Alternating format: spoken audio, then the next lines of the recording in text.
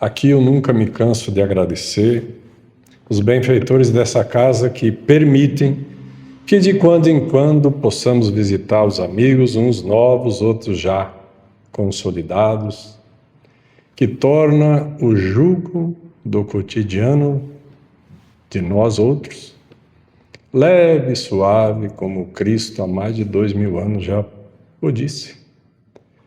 É sempre uma bênção poder trazer a palavra que consola, porque ela alivia a aflição.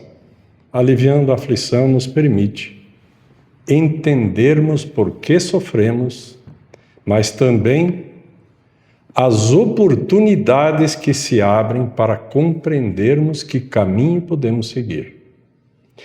E atualmente, mais do que em tantas e tantas eras, estamos no momento que isso mais tem sentido.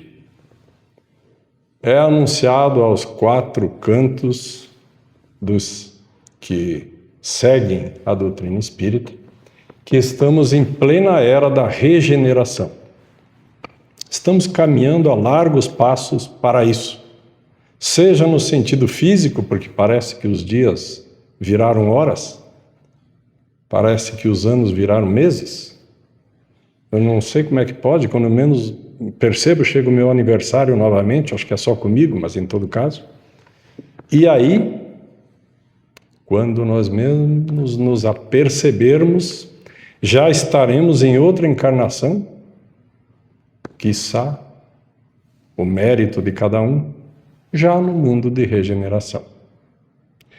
Para isso, existem alguns passos, e nós estamos sendo amplamente auxiliados para entender que passos são esses. Desde Santo Agostinho, desde a doutrina espírita, que faz apenas quase 200 anos, isso não é nada na existência de um planeta, que vem sendo dito: autoconhecimento, olhe para si mesmo, reconheça o seu embrutecimento que ainda traz dentro de si, não aponte o dos outros, mas sim reconheça os seus. Porque para acabarmos com o egoísmo que tanto atrapalha a nossa vida cotidiana, talvez a maior chaga que temos na humanidade, junto com o primo irmão egoísmo, vem o orgulho. Então, podemos nós, enfim, termos a condição de fazer sentido que é o autoconhecimento, porque é uma palavra que ela diz, mas parece que ao mesmo tempo ela é um tanto vaga, autoconhecimento. Mas como eu faço isso? E depois de talvez fazer, o que eu faço com isso? E então, como me torno útil a partir disso? Autoconhecimento, renovação e estudo de si mesmo. A nossa queridíssima Joana de Ângeles, que segundo Divaldo Franco, nos relatou claramente que ela assiste às palestras dos bens superiores a ela e então produz todo um resumo dos itens, dos temas, dos assuntos e nos traz, para variar, nós que ainda estamos em condição inferior, nos traz resumidamente e dentro do possível, que não é tão didático assim, mas para que consigamos entender onde podemos caminhar. Muito bem. Então, nesse livro, Joana Responde, que é interessantíssimo, que foi uma coletânea trazida de muitos e muitos artigos da Joana e livros da Joana de Ângeles, nós temos o capítulo 4 desse livro, que traz justamente isso, temas para o autoconhecimento. E ali tem perguntas e ela responde, perguntas e ela responde. E é um livro muito tranquilo, E as questões 151 a 200, que estão neste capítulo, é o que vamos tentar hoje resumir o resumo do resumo do resumo. Muito bem. Então veja, quando nós vemos dois adolescentes, digamos de 15 anos, que para eles já é um problema chamar alguém de 15 anos atualmente de adolescente, ele já se acha adulto, nós sabemos disso. Mas são dois adolescentes. Se você coloca a menina, que ela já quer que chame de moça, e o menino, que ele já quer que chame de homem, de 15 anos, e pergunta assim: moça, menina, você namoraria esse menino de 15 anos? Ela vai olhar para um de 18, de 20, de 22, de 20... E é assim a humanidade. Aí pergunta: mas por que você não namoraria ele? Ela é muito imaturo. Bom, então cabe perguntar o que é ser o contrário, o que é ser maduro? Porque se imaturo é fácil de apontar, então aponte para mim, conceitue o que é maduro, o que é ser alguém maduro. E aí vem o parâmetro. Espiritualmente, nós somos ainda imaturos. Vou dar alguns exemplos. Se tem um radar numa via, 60 por hora, e você vem em 100, você vai freando, passa pelaquele radar, passou por ele, você acelera de novo. E isso é maturidade? Pois é. Está aí já uma pergunta. Se tem alguém olhando e tem uma nota de R$100 aqui, alguém perdeu essa nota, agora não tem ninguém olhando. Será que eu não diria, bom, deixaram aqui, é minha. Isso é maturidade espiritual? Então vejam, é muito fácil acusar quem quer que seja de imaturo. E nós somos maduros? Essa é a primeira pergunta que temos que nos fazer. Porque se nós somos imaturos e na nossa jactância dizemos para nós mesmos que não, que nós somos maduros, então como que nós vamos reconhecer que não somos maduros e como que nós vamos reconhecer que precisamos evoluir? Quando nós erramos e nós terceirizamos a culpa, nós admitimos que parte da culpa é nossa? Se a resposta é não, eu errei porque o fulano me pressionou, eu errei. Então eu terceirizei a culpa. Então eu sou maduro o suficiente? Se eu não reconheço que eu tenho participação nas aflições da minha vida, onde está a minha maturidade? E esse é o ponto. Então vamos ver uma sequencinha assim bem fácil. Crescer de forma madura exige estruturação psicológica. Bom, a estruturação psicológica exige estudo de si mesmo, que por sua vez, estudar a si mesmo é uma análise profunda das próprias atitudes. Começou a ficar difícil, chato, inconveniente. Já poderia parar aqui já, porque já ficou inconveniente essa demonstração. É difícil admitir as falhas, os erros. É difícil. Mas por quê? Não deveria ser fácil? Porque daí tudo está quase que resolvido, se eu admito. Porque no momento que eu admito, eu passo a ter reais chances de melhorar. Enquanto eu não admito, eu fico teimosamente numa usinagem, num dínamo de erro. Análise profunda das próprias atitudes. Uma das principais, a ausência disso é uma das principais causas da tristeza profunda que vira a depressão. Porque eu me entristeço, me indigno quando sou contrariado. E o assunto da contrariedade depende de mim. Eu é que dou importância para ele. Então, às vezes é algo banal, mas para mim é importante aquele assunto. E fui contrariado, e eu entendo que sofri um dano caio em tristeza e a tristeza se torna mais profunda e ela se torna depressão. E onde está o remédio da depressão? Toma-se remédio para quê? Para o coração? Para o fígado? Para o rim? Onde que reside a depressão? Nos neurônios? Sabemos que reside na mente espiritual. Então, qual é o remédio para isso? A mudança de atitude, a mudança de discernimento. Como que eu mudo o meu discernimento? Eu tenho que fazer uma análise profunda de mim mesmo. Aquela receita de Santo Agostinho. E aí sim, aí eu cresço psiquicamente. Muito bem. Aí eu aprofundo as minhas percepções, então eu começo a errar menos.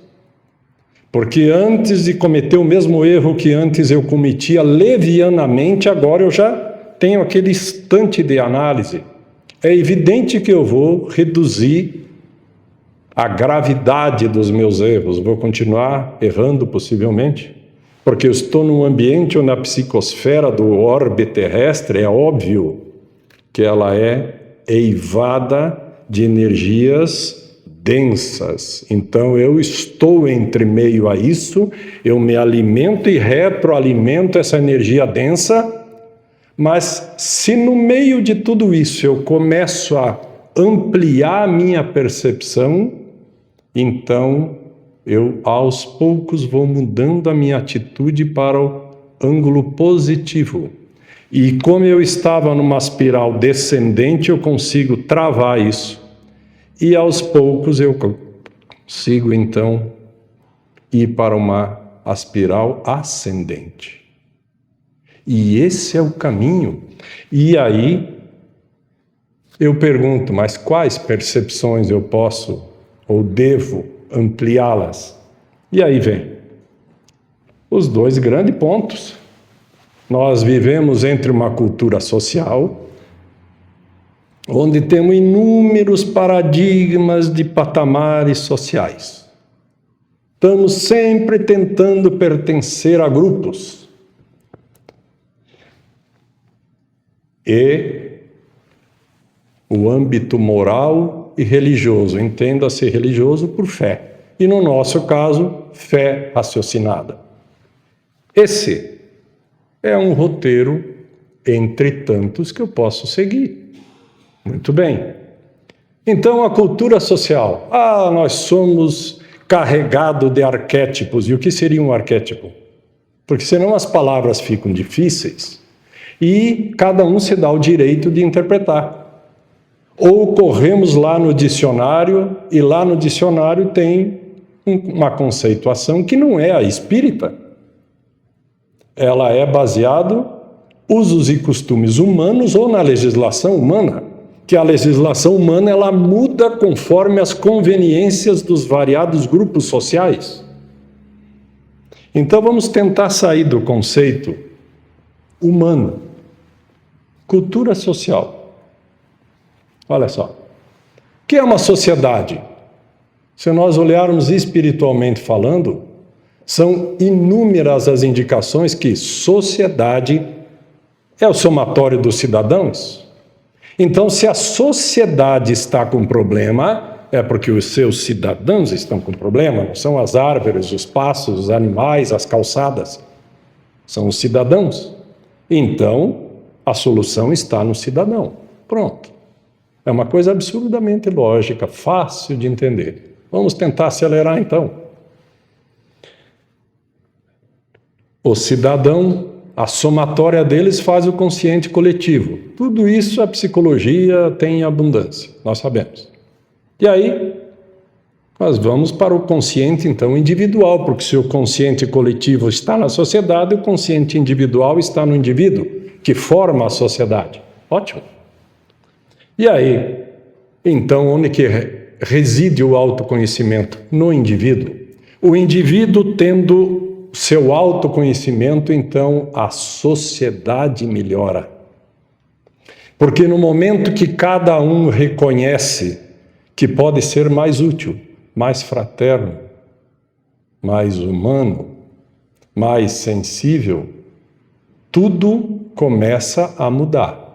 Enquanto existe o egoísmo exacerbado, é cada um para si, a jactância que o orgulho traz, óbvio que nós temos uma sociedade felina e ferrenha. Não tem saída para essa equação. Só tem saída no indivíduo. Então, no momento que o indivíduo faz a sua parte, revendo o seu egoísmo, o seu orgulho, as suas mazelas, os seus baixos pendores morais, aí sim. Então, vamos comparar algumas sociedades do planeta Terra.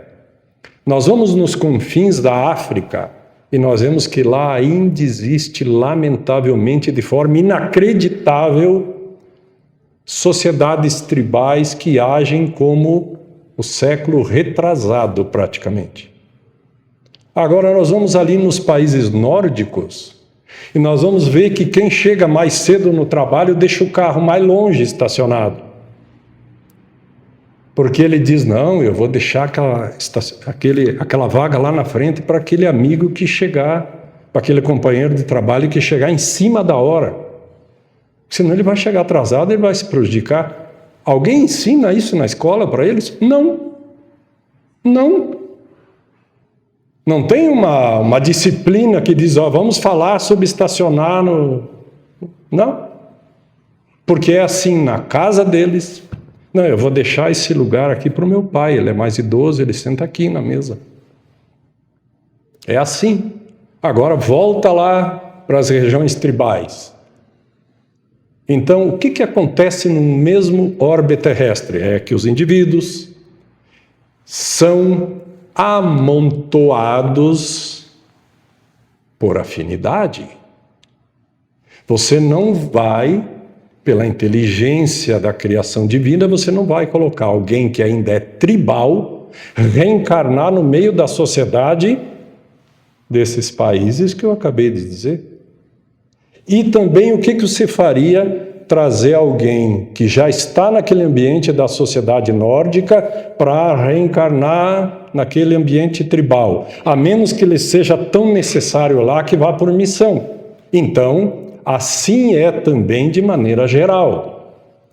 Se o tal país tem menos crime que o tal país, é porque as afinidades formaram aquela população. E aí você lê Brasil, coração do mundo, pátria do Evangelho, e você já entende tudo isso.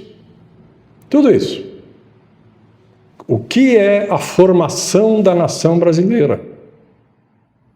Assim como as de cada continente. Então, o autoconhecimento, ele vai trazer a solução para as sociedades. E um mundo de regeneração não passa disso, onde os espíritos têm muito mais aptidão para o bem do que para o mal. Eu não estou dizendo que lá está eliminado o mal. Eu estou dizendo que lá a aptidão dos espíritos é voltada para o bem. Mas há momentos, sim, que há uma desregulação no comportamento e pratica-se o mal. Mas ele é imediatamente reprimido e a justiça atua. E ela não atua de forma tribalista, é de forma a corrigir. Porque a sociedade entende que aquele elemento naquele ponto ficou desequilibrado, muda completamente a visão. A injustiça tende a ser muito menor, é mitigado em relação a um ambiente de provas e expiações, onde todos são muito endividados. E aí vamos seguindo. Então, nós temos, se nós fizermos aprofundamento das nossas percepções, há que se perceber se vamos cometer o mal, porque a tua consciência lhe diz se você vai cometer o mal. Ela lhe diz. Você sabe se você está errando, mas por interesse você ainda pratica. Geralmente interesses materiais ou de poder, mas você sabe que você está cometendo um erro, um equívoco, às vezes grave, mas você vai lá e comete. Ampliando a percepção, você passa a ter condições de evitar. Evitando, você faz uma renovação íntima. No momento que você faz uma renovação íntima, você opta pelo bem proceder até onde as suas forças lhe cabem. No limite das suas possibilidades, você vai para proceder o bem. Muitas vezes não consegue, mas foi até os seus limites de possibilidades. E aí sim, aí você é sustentado por uma fé raciocinada. Bom? Então, a reforma íntima. Obviamente, tudo começa na mente. Pessoal, se eu pudesse fazer uma camiseta em todas as casas espíritas, eu faria a seguinte camiseta, os seguintes dizeres. Aqui eu escreveria: essa é a minha melhor encarnação. Pensa como é que eu já fui. E logo abaixo eu escreveria: tudo é mental. Porque é nisso que se resume. Pensa, olhem bem para mim, minha mão está aqui. Eu vou mover um dedo. Vocês acham que tem possibilidade desse dedo ter se movido sem eu antes mentalmente determinar que ele se mova? Não. Óbvio que tudo é mental. A diferença é quando eu pratico o ato físico ou não pratico. Então vem aquela pessoa que eu não suporto na minha frente. E eu, que sou um ator como tantos da sociedade, olho para ela e digo: ah, sim, prazer em revê-lo. Mas é um prazer inusitável revê-lo. Vai ficar muito tempo aqui? Eu fico torcendo, diga que não, diga que não, diga que não. Isso é o quê? Mentalmente é uma coisa, hipocritamente o Regis que vos fala é outro. Então, quem que eu sou na verdade? Essa criatura simpática que acabou de ser hipócrita com quem está na minha frente? Ou o que eu realmente penso?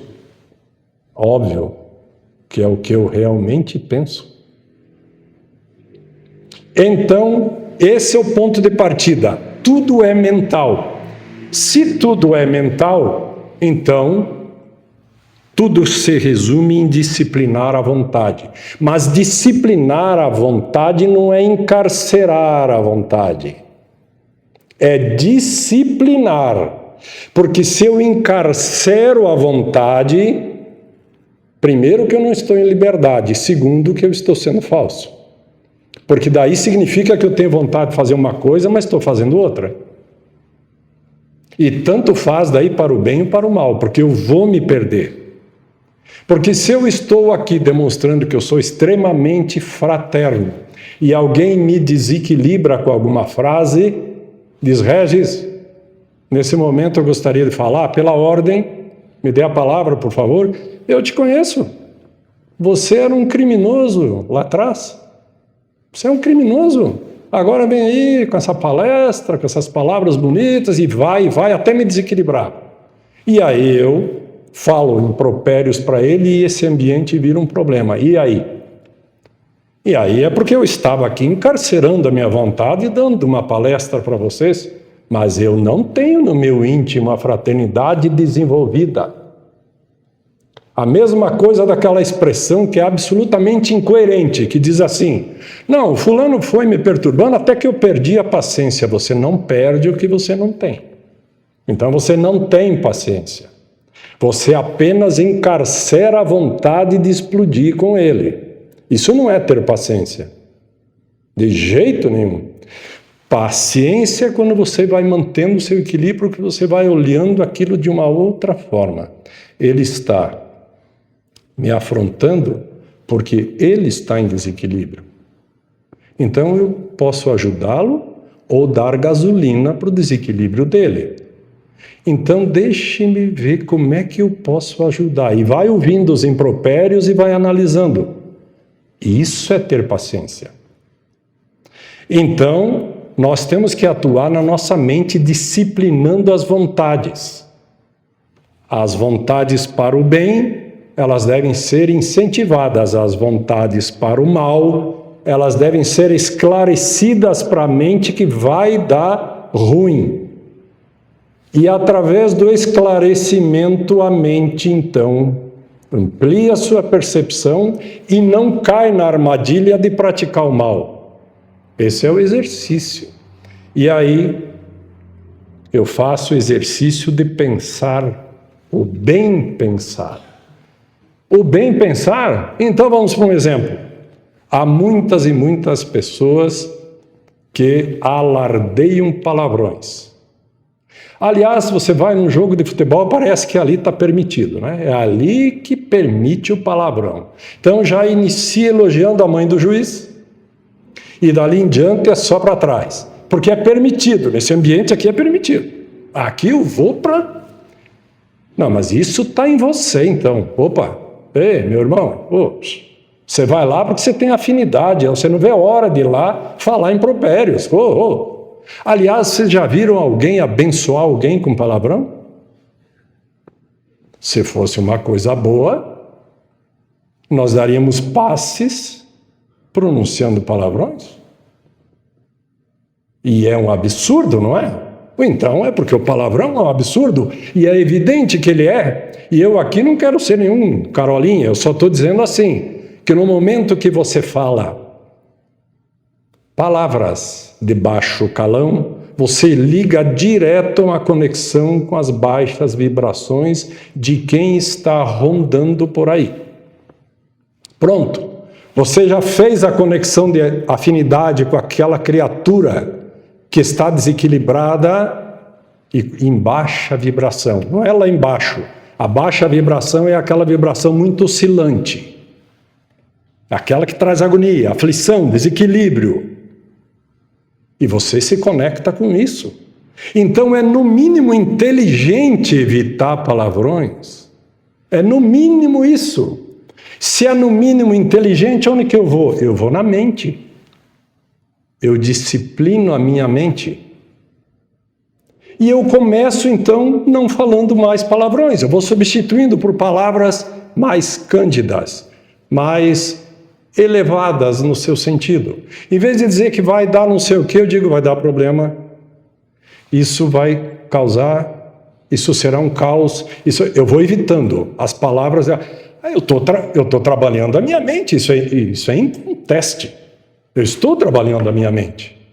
Se eu estou trabalhando a minha mente e conseguir dar esse passo insignificante inicial, aí eu vou para o próximo, que é praticar atitudes do bem. Eu começo a me incomodar vendo a dor do irmão que está ali, que antes cada um por si. Não, se eu for ajudar todo mundo, aí eu começo, não posso deixar um irmão passando frio num ambiente desse. Não, aquilo te incomoda, você vai ali e auxilia, pronto, você começou a inverter para o lado positivo o dínamo da sua mente. É evidente que as coisas vão começar a melhorar para você, mas não é porque você vai ficar mais rico, ou mais bonito, ou mais saudável. É porque os problemas lhe afetarão menos. Problema tem. A questão é quanto que nos afeta. E ele nos afeta na proporção da importância que damos. E a importância que nós damos, ela é proporcional ao nível de aflição que carregamos. E o quanto isso nos dá vibração muito oscilante na nossa mente. Tudo é mental, tudo. Então eu vou prosseguindo. Eu elimino ideias perniciosas. Aqui eu já estou viciado há várias encarnações. Viciado, aquilo está impregnado no meu perispírito, célula a célula, que está lá no meu depositório de valores da mente. Eu tenho um cofre que é um depositário de valores. Joana de Ângeles explica isso com maestria. Então a tua mente, ela é um depositário dos valores, que é a usina dos teus pensamentos. Só que daí você controla e não fala. Mas você pensa, se eu pudesse pegar aquele ali, mas eu tenho que ser simpático.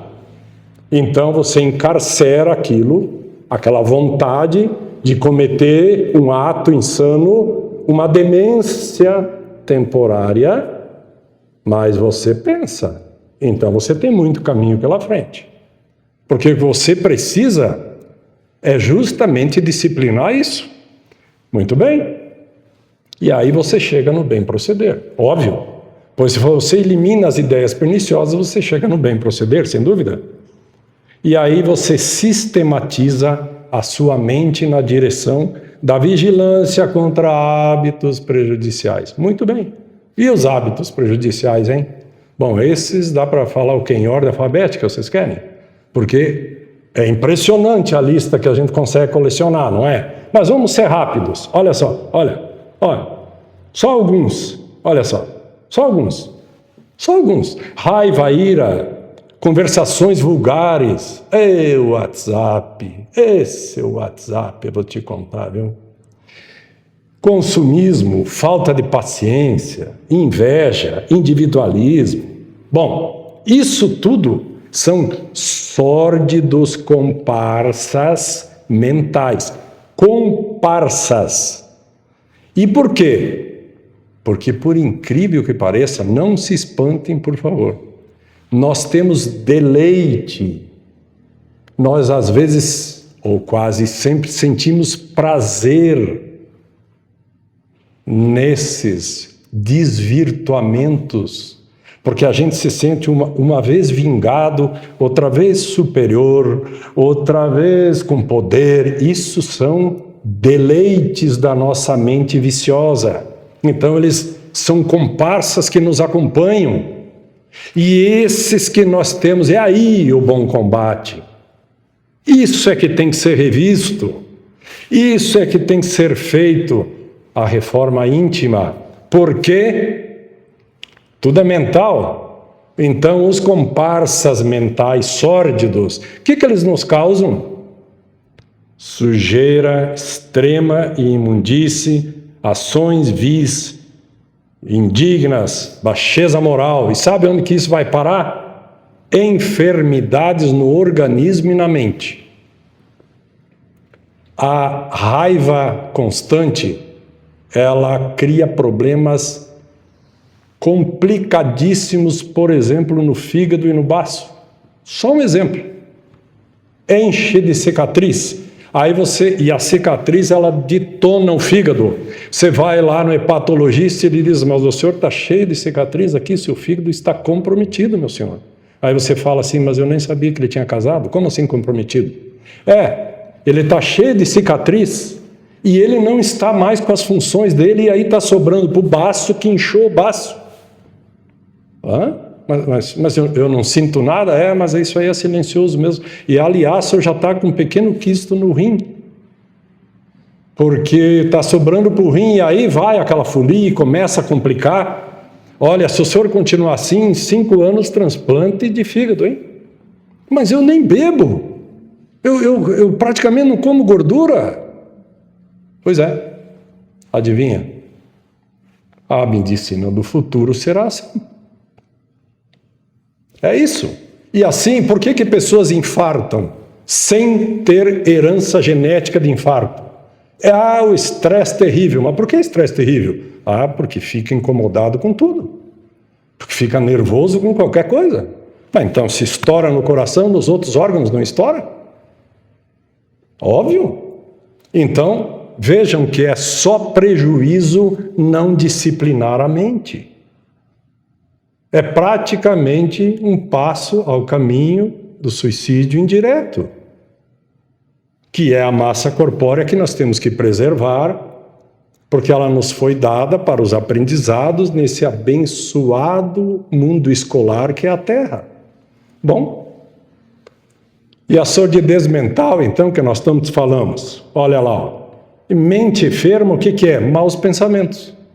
É uma mente em desequilíbrio. Bom, e aí? Então vamos assim, nós temos os desequilíbrios mentais, que são as perturbações, né? que causam na corrente sanguínea. Veja bem, desequilíbrios mentais causam perturbações da corrente sanguínea. É só você passar as folhas de Joana de Ângeles que tudo está lá. E aí, desequilíbrios mentais me trazem as depressões, as fobias, lá me trazem as enfermidades corpóreas. Muito bem, mas tem que ter um antídoto, não é possível? Você só vai falar que o mundo vai acabar, Regis? E o antídoto? Ah, bom. O antídoto. Maturidade espiritual. Então, lá no começo, nós falamos que, ô menina, você gostaria de namorar esse menino? Não, ele é imaturo. Não quero aquele de 18 anos, 20 anos, 25 anos. Se você pedir para ela desenhar para você o que o de 25 faz, que o de 15 não faz, fica um pouco atrapalhada, mas indica. Agora vamos falar então espiritualmente. Para evitar tudo isso? Não. Para nos blindar, para sofrermos menos, para ter menos aflição e, quem sabe, garantir um lugar no mundo regenerado, de regeneração. Vamos para a maturidade. Lembra que tudo é mental? Lembra que temos que disciplinar a mente? Então nós vamos buscar valores morais. O que é a moral? É o bem proceder segundo nos ensinam os bons espíritos. E o que é o bem proceder? Observar a lei divina. É fácil. Aliás, é estupidamente fácil. É que é inconveniente, mas é fácil de entender. O problema é aplicar, mas que é simplesinho de entender, isso ninguém pode negar. E aí? Então eu vigio meus pensamentos. Vigio, vigiai e orai. Eu vigio meus pensamentos. Aí eu procedo à reforma íntima, porque quanto mais eu vigio, mais eu faço autoanálise. Menos bobagens eu falo e menos bobagens de atitudes. Então eu começo a aspirar ao ascendente.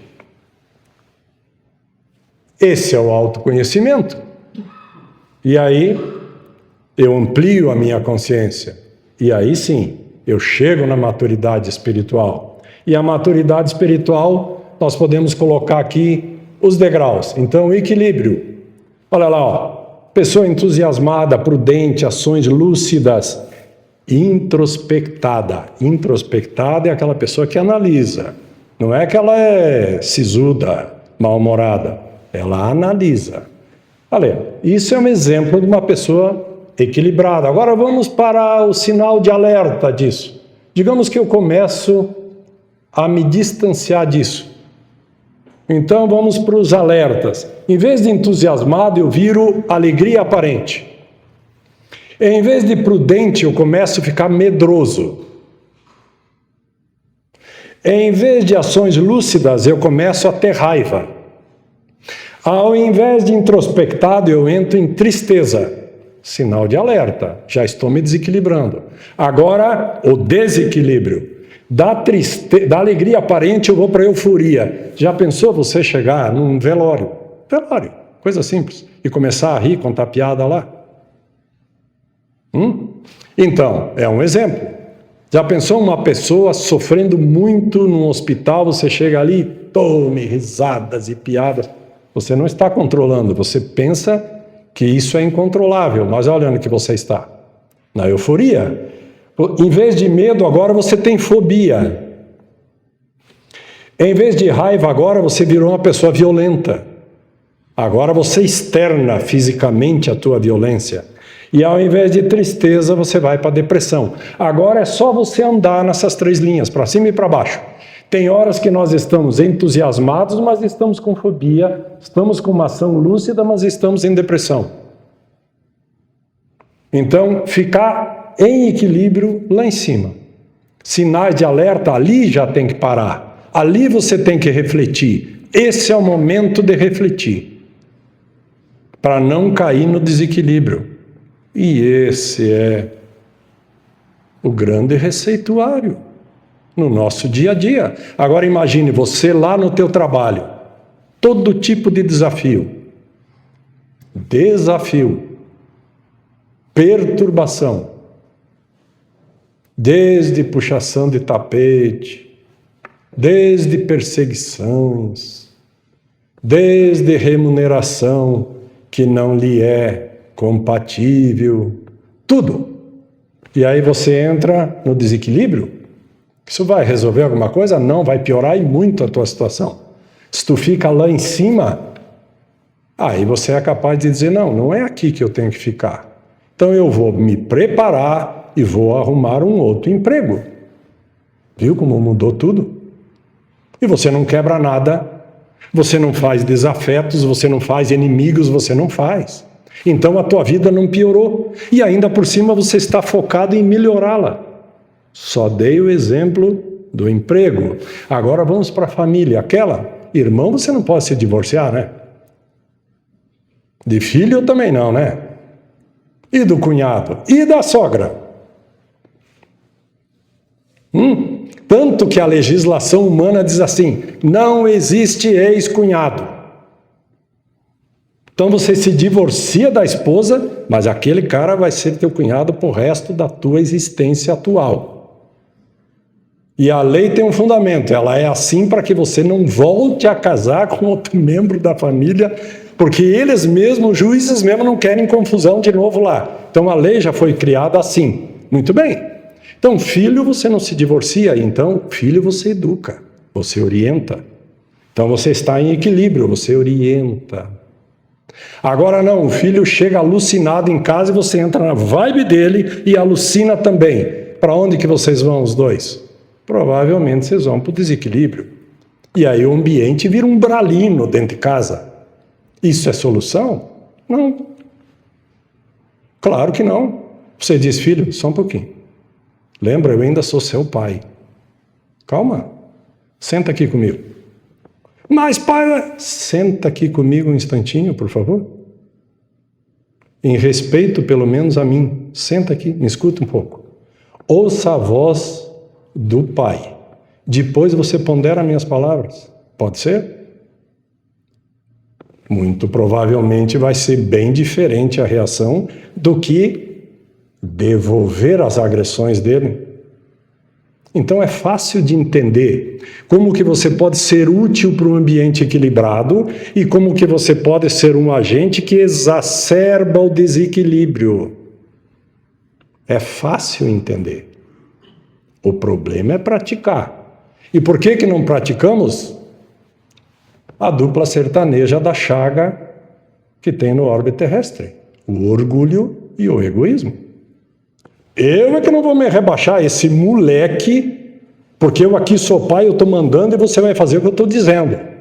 Isso é orgulho e egoísmo. Isso não é educar. E é assim que funciona na maioria dos lares, e é assim que nós temos um ambiente umbralino na maioria dos lares e na maioria das sociedades, e assim vai. Bom, e a plenitude? Nós vamos chegar lá? Vamos terminar assim, então. E a plenitude? Todos nós carregamos conflitos íntimos que são equívocos do passado. Todos nós, senão nós já estaríamos lá, no mínimo em Saturno. Nós estamos aqui, no ambiente de provas e expiações. Então é porque nós ainda temos o que expiar.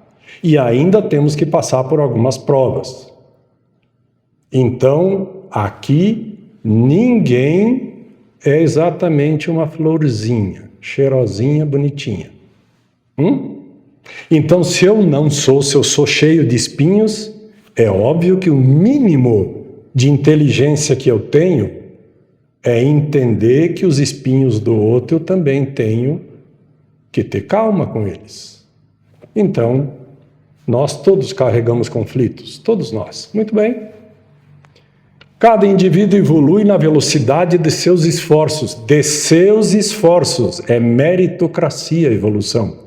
Jesus não pode chegar aqui e dizer, então, Regis, te concedo a evolução. Que mérito eu teria? Ele próprio teve que percorrer os milênios para evoluir.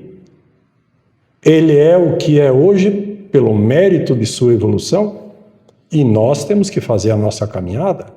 A velocidade é que cada um vai dizer. Tem uns que cansam de sofrer antes que o outro.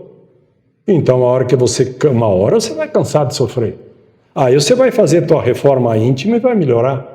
Mas não seria mais inteligente melhorar antes de sofrer? Como diz Emmanuel, um dos sinais da inteligência é aprender com o erro dos outros. Pronto, olha a dica.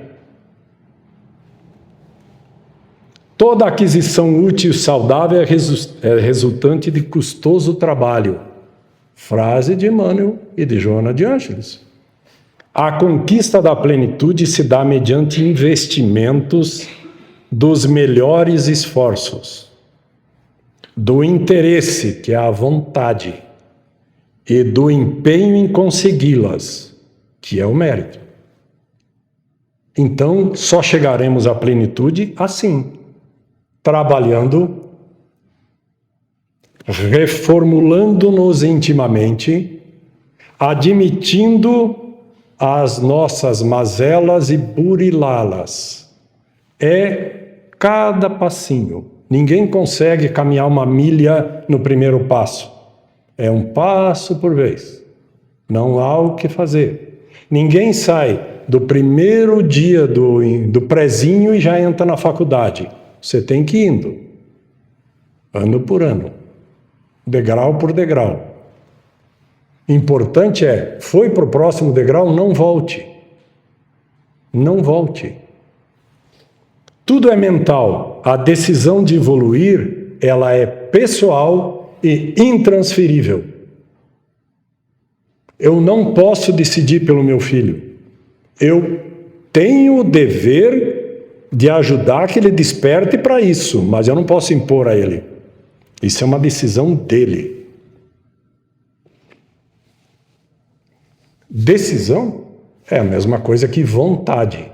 As 1019 perguntas do Livro Espírito traz uma coisa: a vontade. Cristo chegou onde chegou pela vontade de evolução. A nossa reforma íntima é certa, seja pela dor ou seja pelo amor. Qual que é o caminho mais inteligente, a dor ou o amor? Pois é.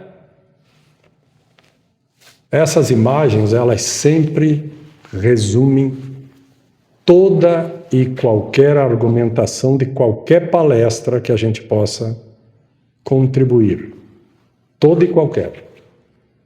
Então, aqui você tem o exemplo, e lá você tem o mérito de ter evoluído. Imagine você desencarnando e sendo recebido pelo Cristo. E não por alguns adversários que você deixou pelo caminho. Olha a diferença. Então, já foi um excelente começo essa demonstração de paciência de me ouvir, que eu agradeço imensamente, pedindo ao nosso excelso amigo Mestre Jesus que a todos abençoe em suas decisões e que vocês possam ouvir o mentor, que é o anjo de guarda de cada um. Que assim seja.